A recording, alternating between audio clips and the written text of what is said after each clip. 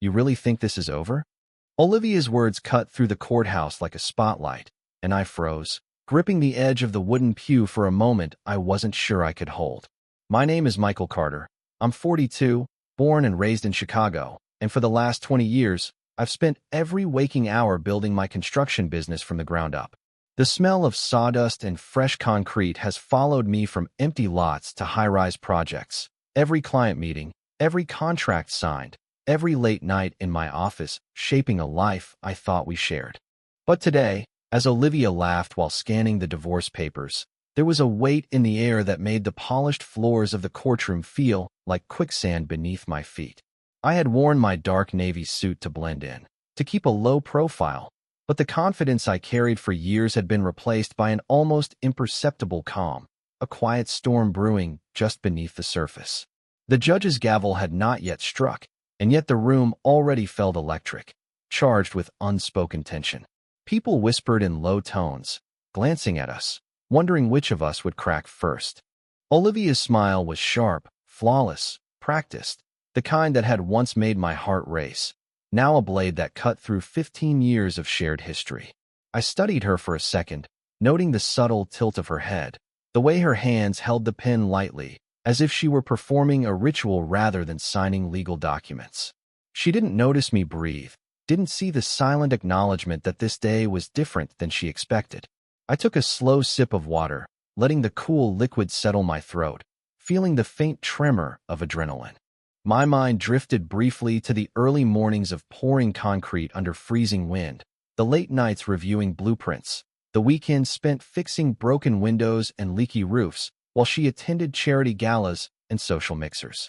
For years, I had been the unseen foundation, the one who ensured everything stayed upright. Yet today, it seemed invisible, almost disposable. But what she didn't know, what nobody in this room knew, was that the foundation I had built extended far beyond these walls, beyond the bank accounts and ledgers, into a world she had never stepped foot in. Quietly, I reached into my inner jacket pocket, fingers brushing the crisp edges of documents she would never suspect, papers detailing investments, properties, and assets accumulated silently over decades. Each number told a story of patience, diligence, and resilience. I watched the judge adjust his glasses, a subtle movement that signaled awareness of the proceedings intensifying. Olivia laughed again, lighter this time, oblivious to the pulse of inevitability that had begun to hum beneath the surface. The courtroom lights reflected off the polished brass, and I noticed the faint shadow of her confidence falter ever so slightly, a small crack in a carefully constructed facade. And in that imperceptible instant, I understood that patience, the kind forged from years of meticulous labor, was more potent than anger. This wasn't about confrontation or revenge. It was about letting the truth speak in its own time, about allowing the silent weight of preparation to do what words never could. The air smelled faintly of polished wood, and fresh ink from the papers spread across the judge's bench, a scent that anchored me as the whispers swirled around. Time seemed to stretch in slow motion, every heartbeat echoing in my chest like a metronome, counting down to the reveal that would shift the balance entirely. And as Olivia continued to smile, to glance at her friends with what she thought was triumph, I felt a calm certainty settle in my bones.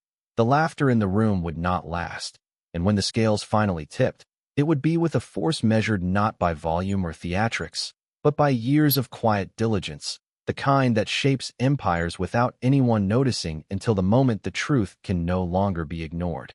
The judge asked for order, and the room settled into the kind of silence that does not feel peaceful. It felt measured. It felt like everyone was holding a breath they did not know they had taken. Olivia leaned back in her chair with one ankle crossed over the other, the same way she used to sit at expensive restaurants when the waiter handed me the check, and she pretended not to notice. Her attorney, Nathan Whitmore, adjusted his cuff links and slid a thin stack of papers across the table like he was moving pieces on a board he already believed he had won. I could feel their confidence from 10 feet away. It had a temperature. Warm, smug, comfortable. My attorney, Grace Monroe, sat beside me with her pen still capped, her posture straight, her face calm enough to make a storm jealous.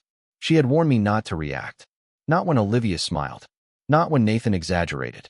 not when they tried to make my silence look like weakness. So I sat there with my hands folded, staring at the grain in the wooden table, letting every insult pass over me like rain over a sealed roof. Nathan stood and began painting the picture they wanted the court to see.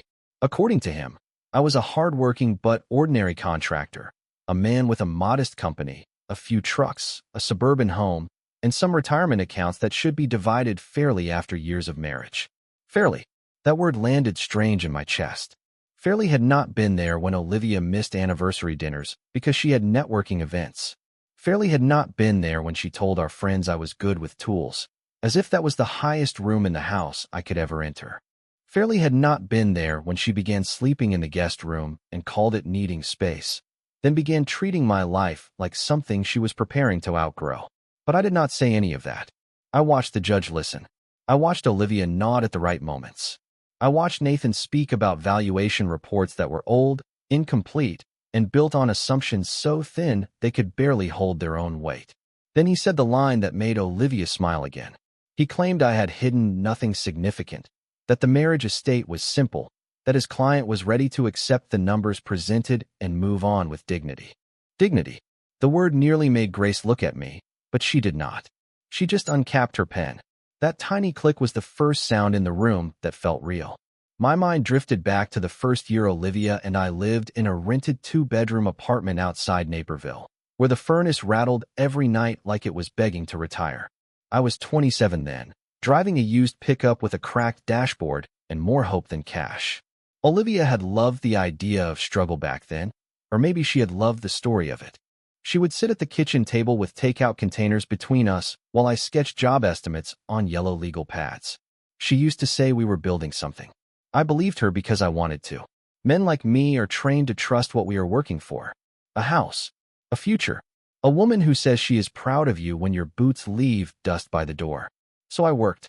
I took small remodeling jobs in the beginning, bathrooms, garages, cracked driveways, decks warped by Midwest winters.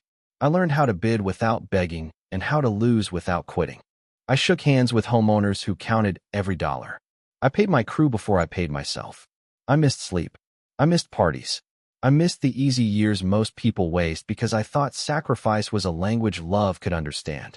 By the time Carter Development had its name on commercial sites from Illinois to Wisconsin, Olivia had stopped asking how the day went and started asking what the day was worth. Not how many men I employed. Not whether anyone got hurt. Not whether a client finally trusted us with a bigger contract. Just numbers. Equity. Ownership. Projections. The questions sounded practical at first. Then they started sounding hungry. The judge cleared his throat, pulling me back into the present. Nathan finished his statement with a polished smile and sat down. Olivia touched his sleeve lightly, pleased with the performance. Grace finally rose, buttoned her blazer, and placed one folder on the table. Not thick, not dramatic, just one folder. The kind of folder a person overlooks until it becomes the only thing in the room anyone can see. She said, "Your Honor, before the court accepts opposing counsel's valuation, we need to correct one important misunderstanding." Olivia's smile stayed in place, but her eyes moved to the folder. Mine did too. I knew what was inside. I had carried the truth for years, not because I was hiding it from the world, but because the world never cared enough to ask the right question. Grace rested her palm on the folder and looked directly at the judge. Mr. Carter is not merely the owner of a local construction company. He is the managing beneficiary of a private holding structure established before the marriage reached its 5th year, expanded through separate investments, and documented in full. The room shifted. Not loudly. Not visibly to anyone who did not know how power moves. But I felt it. Olivia sat a little straighter. Nathan stopped smiling. And for the first time that morning, the laughter was gone. Grace did not raise her voice. She did not need to. The calmness in her tone did something sharper than volume ever could, because it forced everyone in that courtroom to lean closer and listen. She opened the folder and removed a single page, placing it before the judge with the care of someone setting down a piece of glass. Nathan Whitmore stood halfway from his chair, then stopped, caught between objection and uncertainty.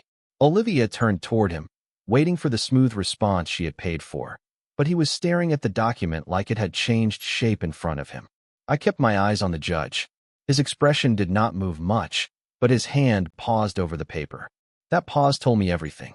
I had seen men pause like that on construction sites when a blueprint revealed a load-bearing wall where someone expected empty space. It is a small silence, but it can save a building from coming down. For a second, I was not in court anymore. I was 32, standing in a half-finished warehouse outside Joliet at 4:30 in the morning, my breath turning white in the cold, my fingers wrapped around a paper cup of gas station coffee. Back then, Carter Development was still young enough to scare me. We had 3 crews, 2 aging trucks, a rented office, and a payroll that kept me awake at night. Olivia was still proud in public then, still willing to stand beside me when people asked what I did. But even in those days, something in me understood that building a business was different from building a marriage. A business shows you where the cracks are. A marriage can hide them behind dinner plans and framed photographs. My first real break came from a hospital renovation contract in Rockford. Everyone told me not to bid. Too large, too technical, too risky. I bid anyway, lower than the big firms, but honest enough to make it work. For 9 months, I lived out of my truck more than my bedroom. I measured twice, checked every invoice, fought delays with patience, and treated that job like my family name was stamped into every wall. When it finished ahead of schedule, the board chairman shook my hand and gave me 2 more referrals before the week was over. That was how momentum started. Not as a miracle, not as luck, just one completed promise leaning into the next. The money came slowly at first, then all at once, the way rain becomes a flood after the ground has already softened. I bought equipment, then properties, then small industrial lots nobody wanted because they sat near rail lines or old service roads. People laughed at those purchases. Olivia laughed too, sometimes gently, sometimes not. She called them ugly dirt. I called them future access points. Years later, when logistics companies started paying premiums for warehouse space within 1 hour of Chicago, that ugly dirt became leverage. I did not brag. I never had the stomach for it. I simply reinvested. Grace called it discipline. My accountant called it structure. Olivia called it boring, until boring became valuable enough for her to want half of it. That was why the holding structure existed. Not to cheat anyone, not to hide what belonged in the marriage. It existed because my grandfather, Thomas Carter, had once sat me down after my first profitable year and said, "Michael, money without structure is just water in your hands." He had been a quiet man from Wisconsin, a retired surveyor with white hair, clean boots, and a voice that made people stop interrupting. He had watched families destroy businesses over emotion, watched brothers stop speaking over unsigned agreements, watched second spouses rewrite the meaning of sacrifice after the first generation was gone. So when I formed Carter Meridian Holdings before Olivia and I ever became wealthy, it was not an act of suspicion. It was an act of protection. Separate capital, documented contributions, trust language, ownership schedules, everything boring enough to be ignored and strong enough to matter. Back in the courtroom, Grace handed Nathan a copy. His thumb moved over the page, then stopped near the valuation summary. Olivia whispered something to him, but he did not answer right away. That was new. Nathan always had an answer. The judge adjusted his glasses again and read silently. I watched his eyes move line by line, and each second seemed to remove another layer from the story Olivia had brought into that room. The story where I was simple, the story where I was lucky, the story where she had outgrown me and was gracious enough to take her share. Then Grace spoke again. These records show that the opposing valuation excludes significant separate holdings and misclassifies several protected assets as marital property, she said. More importantly, Your Honor, the court should be aware that Mr. Carter's disclosed net worth is substantially different from the figure opposing counsel has represented today. Olivia's lips parted slightly. Not much, just enough. I had seen that look before on clients who realized the wall they wanted removed was holding up the whole second floor. The judge looked from the document to me, then back to the page. And for the first time all morning, I saw Olivia understand that she had not been laughing at a man with nothing. She had been laughing at a foundation she never bothered to inspect. The judge's eyes lifted from the page, and for a moment, the room held its collective breath. I leaned back slightly, feeling the subtle shift in energy, the tension that had been riding on my silence, now starting to pivot toward certainty. Olivia shifted in her seat, a graceful motion, yet her confidence had thinned, just enough for me to notice. Nathan Whitmore's fingers tapped nervously on the table, a rhythm that had never existed before, and I let it be the only audible movement for a few seconds. Grace Monroe did not rush. She never did. Her calm had the effect of gravity, pulling focus to what truly mattered: the facts, the numbers, the reality that had been meticulously documented and patiently carried for years. I could feel the room recalibrate. Whispers of surprise floated briefly between spectators and lawyers. The air smelled faintly of polished wood and paper, of coffee that had been poured hours ago but had not lost its aroma in the tension of waiting. I thought briefly about the early days, the first office we had shared in a nondescript building in Naperville, fluorescent lights buzzing overhead, the smell of sawdust mixed with printer ink. Olivia had been there too, wearing her tailored suits, her confidence like a shield, listening politely while I explained schedules, budgets, and labor forecasts to clients who barely looked at her.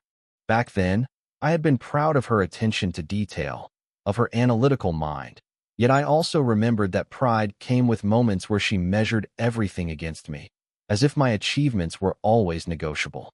That memory grounded me as I observed the subtle cracks forming in the facade before me.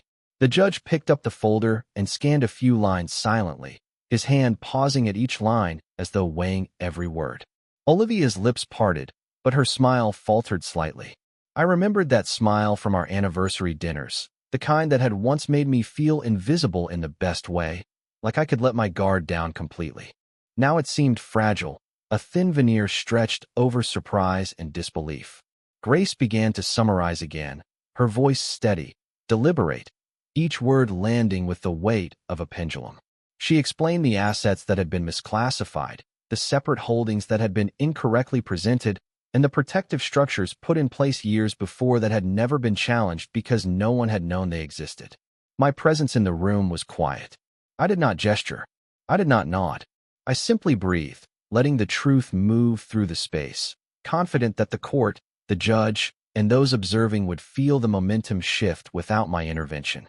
Olivia shifted again, her hands tightening slightly on the pen, her composure still intact, but with a subtle flicker of uncertainty. Nathan whispered something to her, his tone lower, urgent, as if he had just realized a crucial error in the story he thought he controlled. The judge's gaze moved slowly from the folder to me, and in that instant, I realized that everything I had quietly built, every calculation, every silent investment, every step taken without spectacle, was now speaking for itself louder than any argument could. The room was still, yet charged, anticipation hanging like the soft hum of fluorescent lights in the early morning. I allowed myself a brief glance at Olivia. Her eyes met mine for a second, registering the truth she had never fully accounted for, and I saw the subtle recognition that her laughter, her confidence, her expectation of victory had overlooked a foundation far deeper than she had assumed. Grace closed the folder with a measured click, setting the tone for what was to come, and in that simple action, the gravity of reality settled across the courtroom, touching everyone present with the silent authority of preparation, patience, and undeniable fact. The judge did not speak right away, and that silence did more damage to Olivia's confidence than any argument Grace could have made. I watched her look from Nathan to the folder, then to me, as if the man sitting 10 feet away had become unfamiliar in the span of a few minutes. That was the strange thing about truth. It does not need to shout. It only needs to arrive on time. Nathan cleared his throat and asked for a brief recess to review the materials, but Grace was ready for that too. She slid a second copy across the table, neat and indexed, every exhibit labeled, every date matched to a bank record, every transfer tied to an operating agreement. The room seemed to narrow around those pages. I could almost hear the years inside them, the long drives before sunrise, the motel receipts from job sites in Indiana, the handwritten notes from lenders who once doubted me, the first wire transfer from a property deal I had nearly walked away from because I was afraid of becoming the kind of man who measured life only in money. My grandfather's voice came back to me again, quiet and rough around the edges. Build what lasts, Michael. Everything else is noise. At the time, I thought he meant buildings, warehouses, roads, retaining walls. Years later, I understood he meant character. Olivia never understood that part. She loved the results once they became visible: the dinners downtown, the lake house weekends in Wisconsin, the charity tables where her name appeared beside mine in embossed lettering. But she never loved the waiting. She never loved the discipline behind it. She never loved the nights I came home smelling like asphalt and cold air, too tired to speak, still checking payroll on my phone because 48 families were depending on my signature by Friday morning. In the courtroom, Nathan stood straighter and tried to recover the mood. He suggested the structure might have been designed to deprive Olivia of what she was owed. His words were polished, but they had lost their shine. Grace let him finish, then lifted one document from the file. This agreement was executed 9 years before the petition for divorce, she said. It was disclosed to tax counsel, reviewed annually, and funded with separate premarital and individually traced business assets. She turned a page. The marital accounts received distributions consistently, including funds used for the residence, vehicles, travel, and personal expenses. No concealment, no deprivation, just documentation. The judge read. Olivia stared at the table. Her pen, the same pen she had held so lightly while laughing, now rested untouched beside her hand. I remembered the night she first told me she felt like she had married beneath her potential. We were standing in our kitchen, rain tapping against the windows, a half-eaten dinner between us. She said it softly, almost kindly, like kindness could soften disrespect. I did not answer. I just rinsed my plate, placed it in the dishwasher, and felt something close inside me. Not love. Not then. Something else. The belief that she still saw me. After that, everything became a performance. Her smile at parties. My silence in the car. The way she introduced me as Michael. He runs construction, while men in tailored suits spoke over me about markets they barely understood. I let them. There is a power in being underestimated, but only if you know when to stop correcting people. Grace reached the final page and paused. Your Honor, she said, the court asked for accurate financial disclosure. We have provided it. Mr. Carter's verified net worth, including separate protected holdings and business interests, is not the figure opposing counsel presented. It is approximately $187 million. The number landed without ceremony, and somehow that made it louder. No one gasped dramatically. This was not a movie. Real shock is quieter.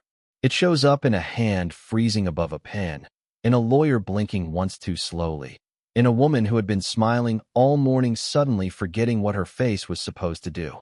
Olivia looked at me then, truly looked at me, maybe for the first time in years. I saw the calculation begin, then stumble, then fall apart. She had come to court expecting to divide a life she believed she understood. What she found instead was a map she had never bothered to read, drawn by a man she had mistaken for ordinary because ordinary was the disguised discipline war until the results became impossible to ignore.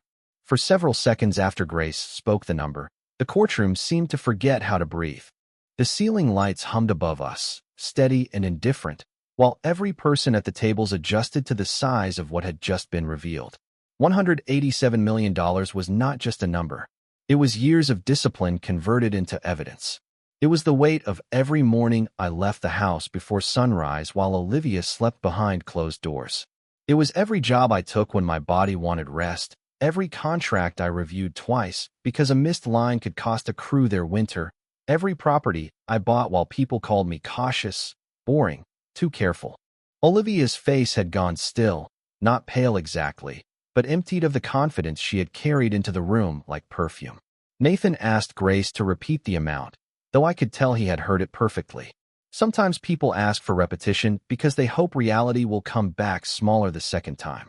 Grace did not indulge the performance. She simply pointed to the verified statement, the supporting schedules, and the independent appraisal attached behind it. The judge leaned back, fingers resting along the edge of the bench, and asked whether the disclosures had been provided in accordance with the court's order. Grace answered yes. Then she provided proof. Dates, receipts, certification letters, tax filings, every piece in order. I had spent most of my adult life believing that order mattered because disorder always finds the weakest beam first.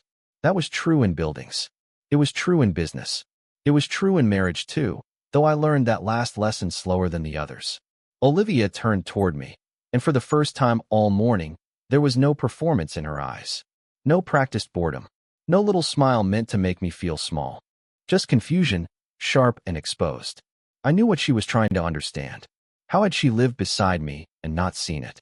How had she sat across from me at breakfast, passed me coffee, signed holiday cards with my name beside hers, and still missed the man I had become?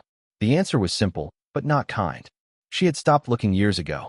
She had looked at the dust on my boots, not the buildings behind me. She had looked at my quiet, not the reasons for it.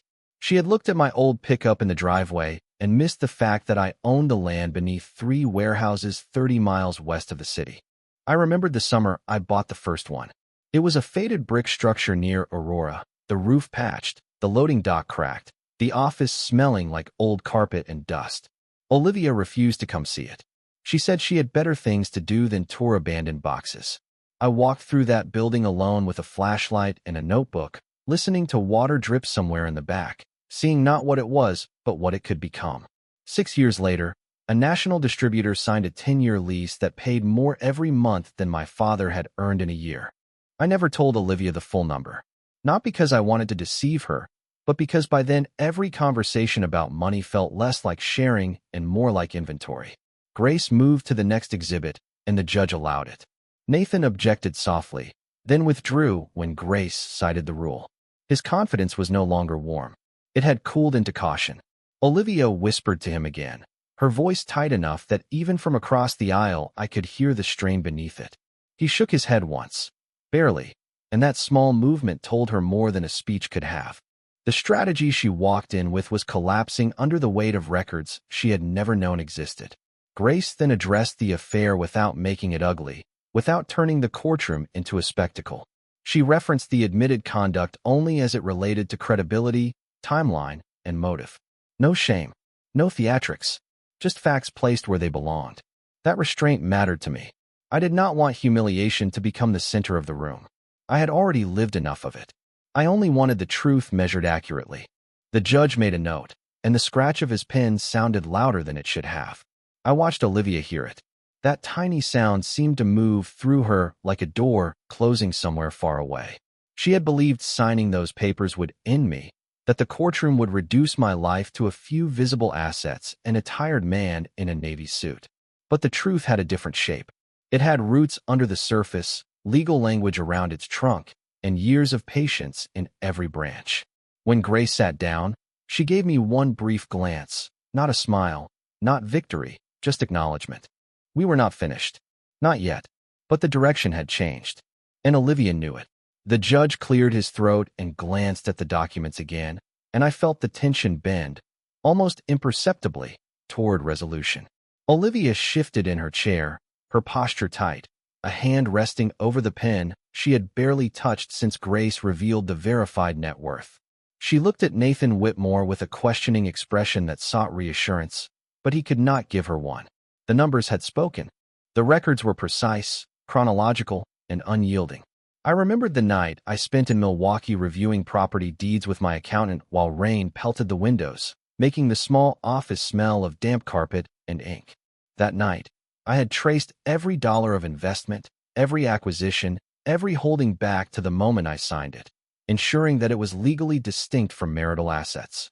It had been tedious, exhausting, but necessary, because even the best intentions fail without clarity. Now, years later, those nights of meticulous organization formed the backbone of what was unfolding in this courtroom. The judge flipped through several pages, then looked up, his gaze steady on Olivia. He asked if there were any further objections. Nathan whispered, the words barely audible, then shook his head. Grace nodded slightly, almost imperceptibly, her hand resting lightly on the table. I felt a calm settle over me, the kind that comes from knowing you have done everything correctly, that every decision made in silence and patience had prepared this moment. Olivia's eyes flicked to me briefly, the recognition of her miscalculation dawning slowly. She had assumed that a quick signature would resolve everything in her favor, that my quiet presence and professional silence meant simplicity. She had not anticipated the depth of preparation, the years of private diligence that had quietly grown into an unassailable position. My thoughts drifted to the early days of Carter development, when I had negotiated contracts at midnight under the yellow glow of streetlights, walking the floors of buildings that smelled of dust and paint, calculating risks that could either make or break my business. Olivia had been present in small ways then, observing, smiling, but never fully seeing the work that went into each decision. Today, those decisions had materialized into an undeniable record. The judge continued reviewing the documentation, referencing verified appraisals and audited statements. Each page he read aloud punctuated the truth with quiet authority. The room remained mostly silent, but I could sense the collective adjustment of everyone present, the unspoken acknowledgement that the balance had shifted. Olivia's hand finally relaxed slightly, the pen lying dormant on the table, her composure faltering in ways small but telling. Nathan murmured something softly, then stopped, realizing that any argument would be futile against facts laid bare with precision. I remembered the first warehouse I purchased outside Aurora, its floors cracked, the loading dock worn from years of disuse, the office smelling faintly of old paper and dust. Walking through it with only a flashlight, I had envisioned the growth, the potential, the way it could support years of business expansion. That vision, nurtured through patience and meticulous effort, had now manifested in the courtroom, not as boastful display, but as undeniable evidence of planning, diligence, and foresight. The judge closed the folder slowly, marking the end of that segment of proceedings, and the room adjusted to the weight of the revelation. Olivia met my gaze once more, her expression a mix of realization and tentative respect, the first authentic one I had seen in years. I did not smile.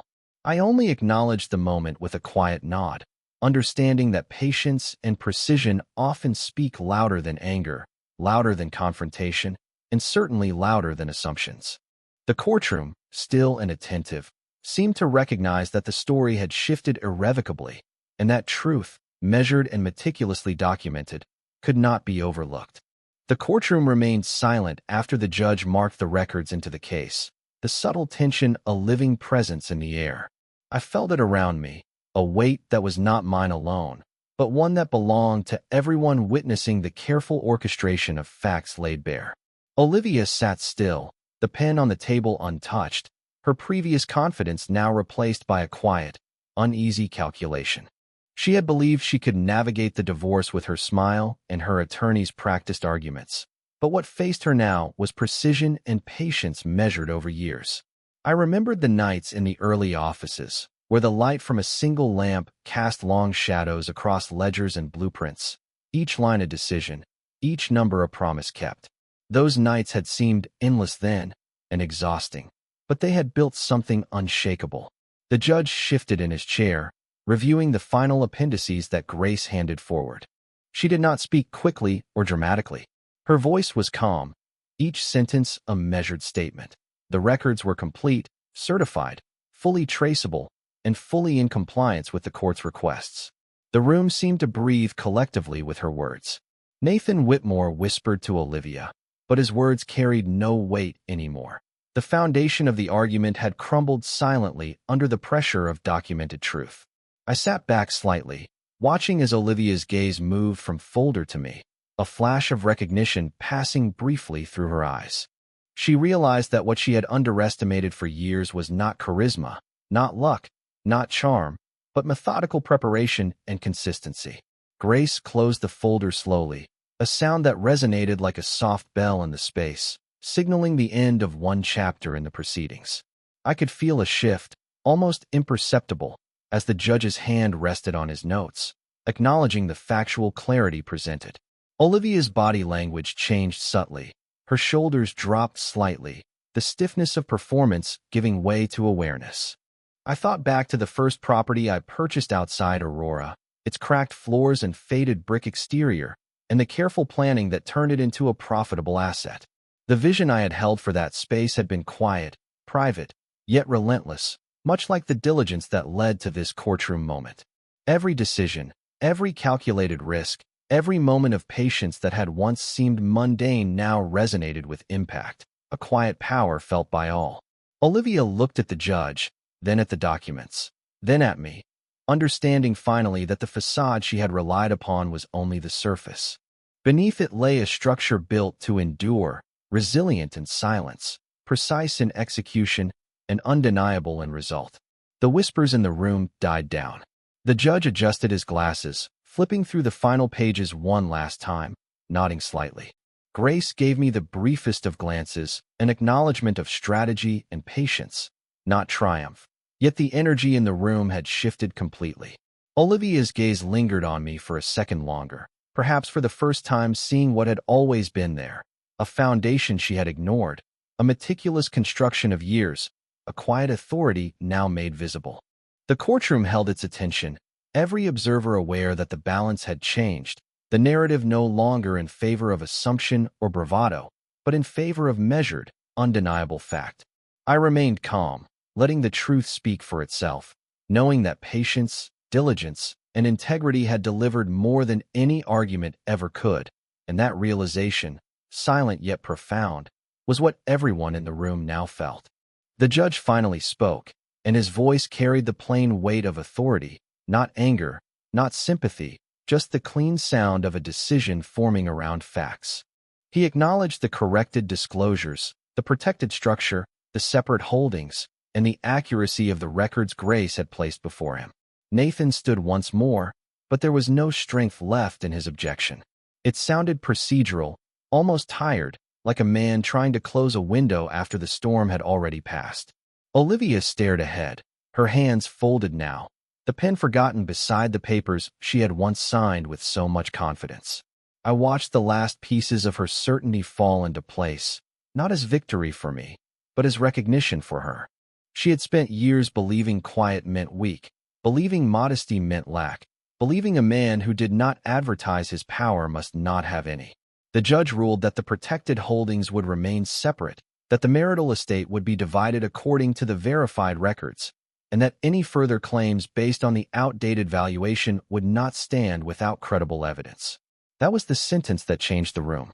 Not because it was loud, not because anyone celebrated, because it was final enough to make fantasy give way to reality.